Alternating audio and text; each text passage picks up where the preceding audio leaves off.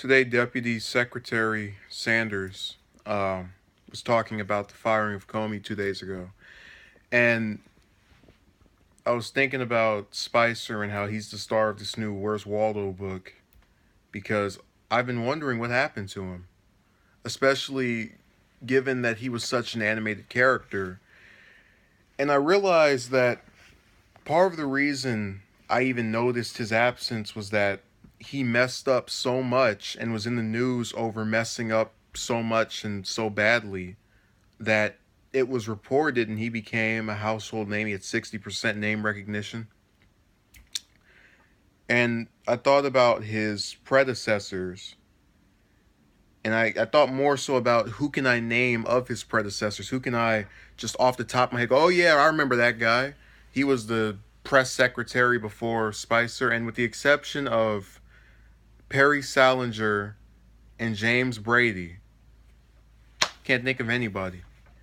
Uh, and it's bad that in a society where we like to pride ourselves on remembering historical figures that made us what we are today, the founding fathers, Lincoln, MLK, to a lesser extent, the Kennedy brothers and Reagan, and, just individuals who are instrumental in the way things are today.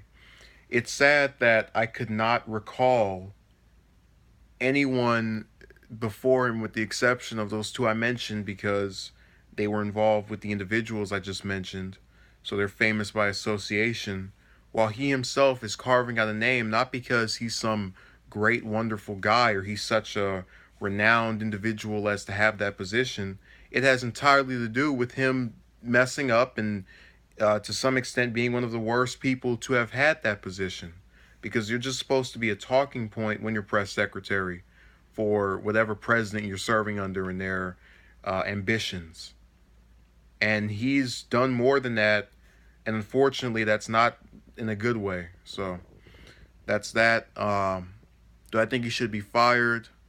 Well, that's a question the administration needs to hold.